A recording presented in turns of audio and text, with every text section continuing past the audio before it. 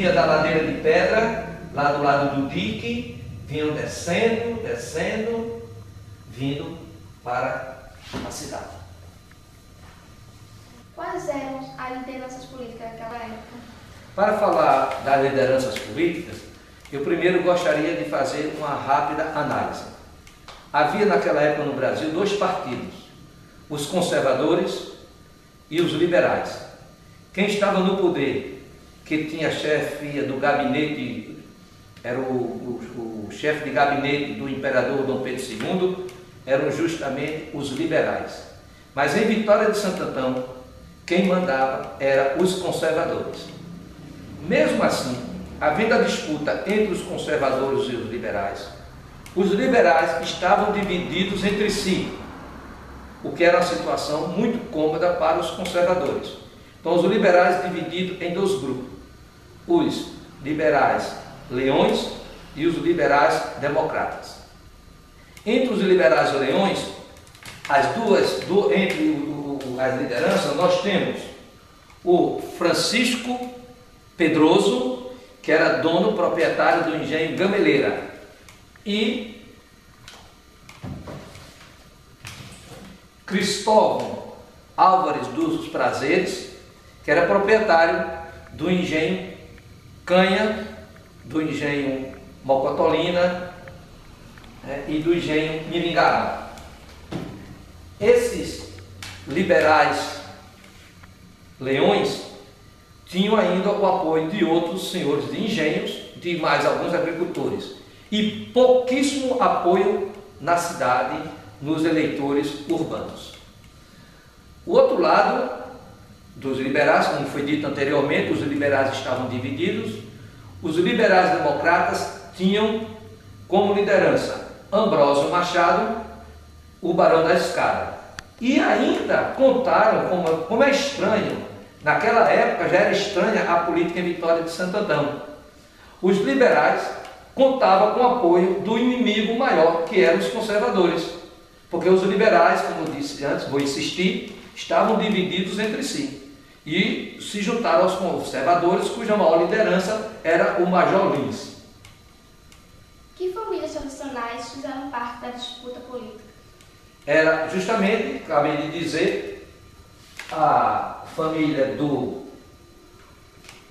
Pedroso, do lado dos liberais leões, o Pedroso, a família Álvares dos Prazeres, a família Cavalcante e Vanderlei, eram as famílias mais importantes.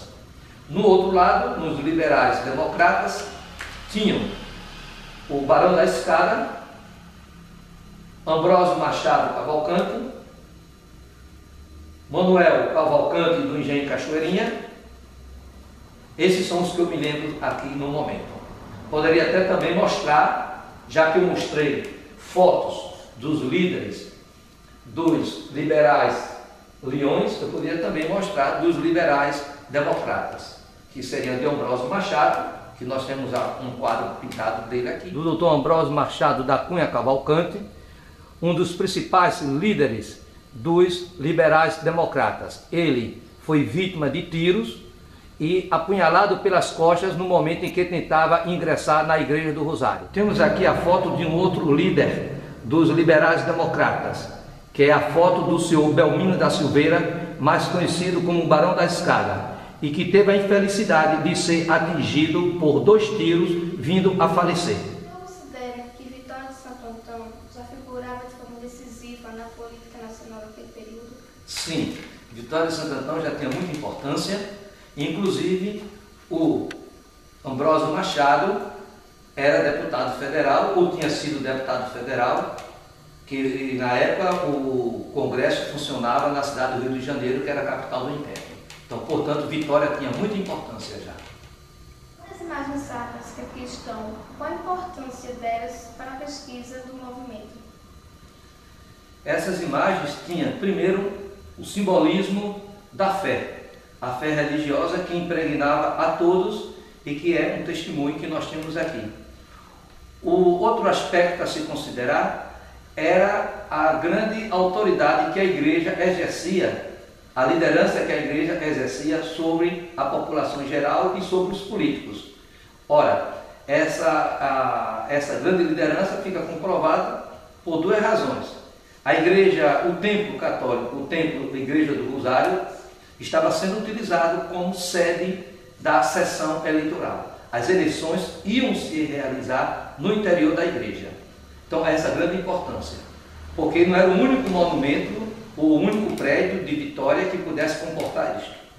E o outro aspecto dessa liderança da igreja é que os sacerdotes, os membros eclesiásticos, eles eram pagos pelo império, daí a religião católica, a igreja católica ser considerada a religião oficial do Estado. Assunto Hecatombe, já que estamos no prédio que serviu de hospedaria para a família imperial, gostaria de saber como se deu a estada de Dom Pedro II na Terra das Tabocas. A visita de Dom Pedro II aqui na nossa cidade foi uma visita muito marcante. Ele saiu do Recife logo cedo pela manhã e veio chegar à Vitória mais ou menos às 7 horas da noite. Antes disso, ele parou no meio do caminho, ali no engenho próximo, onde hoje nós temos o posto da Polícia Rodoviária Federal. Ora, chegando em Vitória às 19 horas, ele foi recebido com girândolas, com muitas manifestações de alegrias, muitos vivos ao imperador. Mas ele, muito cansado, pediu que as homenagens ficassem para o outro dia. No outro dia, ele recebeu as chaves da cidade, teve uma missa de ação de graças e um canto do Tedel, que é um canto com uma cerimônia religiosa de ação de graças. E a coisa que era mais impressionante no imperador é que ele gostava muito de visitar as escolas. Ele sempre dizia que se não fosse imperador, seria um mestre de escola. Então ele foi visitar as escolas, visitou a cadeia, visitou o comércio e fez diversas observações sobre Vitória de Santo Antão. E na época chamava-se só Vitória, né? Que era em homenagem à Batalha do Monte das Tabocas. E na ocasião em que ele ia se retirar da cidade, ele deixou uma boa soma de dinheiro para que fosse construída uma nova ponte sobre o rio Itapapurá, foi assim que ele chamou o rio no seu diário, e melhoria nas escolas, melhoria na cadeia e outros benefícios para a cidade. Ele escreveu, inclusive, um diário narrando com detalhes essa sua viagem aqui à Vitória de Santo Antão. E realmente ele ficou aqui hospedado e temos aqui a mesa que foi utilizada pela família imperial por ocasião da sua visita. E naquele armário ali em frente temos parte das louças que foram também utilizadas pela família imperial, Dom Pedro II e a imperatriz Teresa Cristina. Do Instituto Histórico e Geográfico para o cenário histórico pernambucano e por que não dizer nacional? É muito importante essa sua pergunta, pertinente. O Instituto Histórico e Geográfico da Vitória de Santo Antão tem um relevante papel na história tanto pernambucana como na história nacional. Ele é um relicário da história, da cultura e da tradição vitoriense. Ora, Vitória tem na sua história dois momentos cruciais em que participa da libertação, movimento libertário no Brasil. Primeiro, a grande vitória no Monte das Tabocas, contra os invasores holandeses, que foi o primeiro grito de liberdade dado nesse país. Segundo, a Guerra dos Mascates.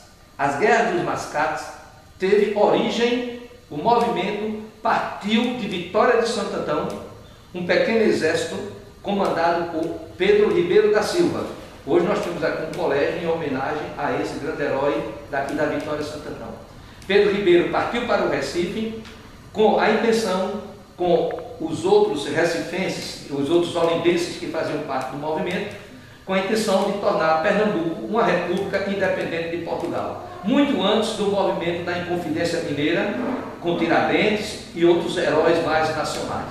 Então, o verdadeiro herói, o primeiro grito de liberdade, partiu daqui de Vitória de Santo Antão, com a intenção de tornar o Brasil, o Pernambuco, pelo menos, independente de Portugal.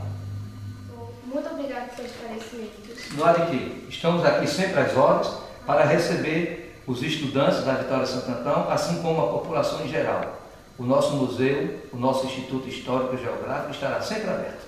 Conheça, respeite e valorize a história da nossa terra e de nossa gente.